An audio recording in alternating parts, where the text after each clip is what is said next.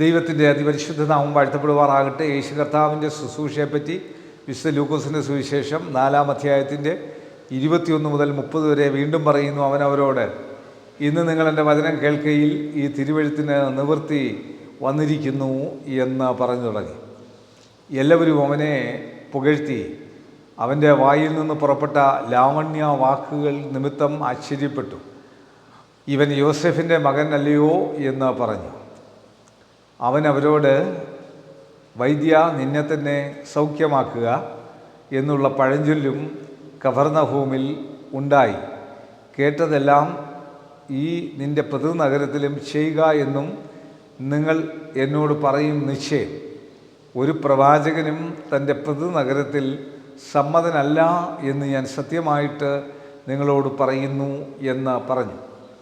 ഏലിയാവിൻ്റെ കാലത്ത് ആകാശം 3 ആണ്ടും 6 മാസവും അടഞ്ഞിട്ടും ദേശത്തെങ്ങും മഹാക്ഷാമം ഉണ്ടായപ്പോൾ ഇസ്രായേലിൽ പല വിധവുമാറുണ്ടായിരുന്നു എന്ന് ഞാൻ യഥാർത്ഥമായി നിങ്ങളോട് പറയുന്നു.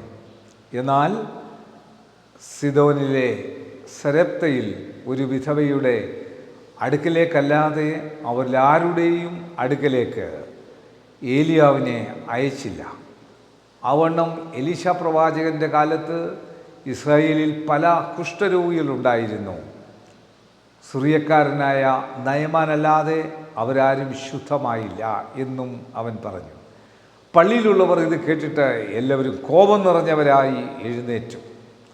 അവനെ പട്ടണത്തിന് പുറത്താക്കി അവരുടെ പട്ടണം പണിതിരുന്ന മലയുടെ വക്കോളം കൊണ്ടുപോയി തലകീഴായി തള്ളിയിടുവാൻ ഭാവിച്ചു. അവനോ അവരുടെ നടുവിൽ കൂടെ കടന്നുപോയി. ഇത് വലിയ വാക്യം. ഈ വാക്യം വായിക്കുമ്പോൾ കാണുന്നത് കർത്താവായ യേശു കർത്താവ് സ്വന്തം നഗരത്തിൽ, സ്വന്തം പട്ടണത്തിലെ സ്വന്തം പള്ളിയിൽ വന്ന് പ്രസംഗിച്ചപ്പോൾ അതിനെ ഉൾക്കൊള്ളാനായിട്ട് ആളുകൾക്ക് സാധിക്കുന്നില്ല. ഇന്നും ഇതേ വലിയ പ്രോബ്ലം നമുക്കുണ്ട്, ഈഗോ പ്രോബ്ലം. അത് സാധിക്കാതെ വരുന്നു. ഒരു പ്രവാചകനും തൻ്റെ സ്വന്തം നഗരത്തിൽ സമ്മതനല്ല. അതുകൊണ്ട് ആ പ്രവാചകൻ ആയിത്തീരുമ്പോൾ യേശു കർത്താവിൻ്റെ അതേ മനോഭാവം നമ്മൾക്കുണ്ടായിരിക്കണം. യേശു കർത്താവ് പറഞ്ഞ പോലെ മാത്രം പറഞ്ഞാൽ പോരാ, അതുപോലെ ജീവിക്കുവാനിവിടെ സാധിക്കുമ്പോൾ നമ്മൾക്ക് അവരുടെ ഇടയിൽ കൂടെ പോകാൻ സാധിക്കും. നമ്മളെ ഒന്നും ചെയ്യാൻ സാധിക്കില്ല. അവരുടെ ഇടയിൽ കൂടെ അവനെ അങ്ങ് പട്ടണത്തിന് പുറത്ത് കൊണ്ടുപോയി തലകീഴാക്കി ഇട്ട് കൊന്നുകളയാൻ അവർ അത്രമാത്രം ദേഷ്യപ്പെട്ടാണ് കൊണ്ടുപോയി. പക്ഷേ യേശുവിനെ കണ്ടില്ല. യേശുവിനെ ഒന്നും ചെയ്യാൻ സാധിച്ചില്ല. ഞാൻ നിങ്ങളുമായിരിക്കുമ്പോൾ ഇപ്രകാരമുള്ള മനോഭാവത്തോട് ജീവിക്കുവാൻ എനിക്ക് നിങ്ങൾക്ക് സാധിക്കട്ടെ. കണ്ണടയ്ക്കാൻ പ്രാർത്ഥിക്കാൻ. കർത്താവേ, പലപ്പോഴും ദൈവത്തിൻ്റെ വചനം ഞങ്ങളെ ഡിസ്റ്റർബ്ഡ് ആക്കുന്നതാണ്. ആ ഡിസ്റ്റർബൻസിൻ്റെ മുമ്പിൽ ഞങ്ങൾക്ക് പല പ്രതികൂലങ്ങളും പ്രതിസന്ധികളും സഹിക്കേണ്ടി വരും. എന്നാൽ അതിൻ്റെ മധ്യത്തിലൂടെ ഞങ്ങളെ വഴി നടത്തുന്ന ഒരു ദൈവം ഞങ്ങൾക്കുള്ളത് കൊണ്ട് സ്തോത്രം.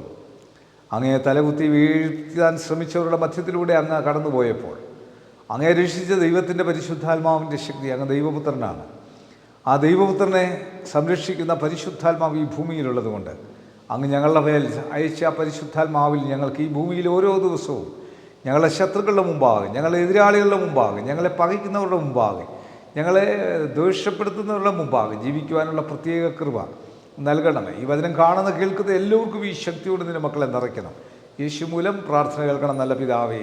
ആമീൻ. God bless U.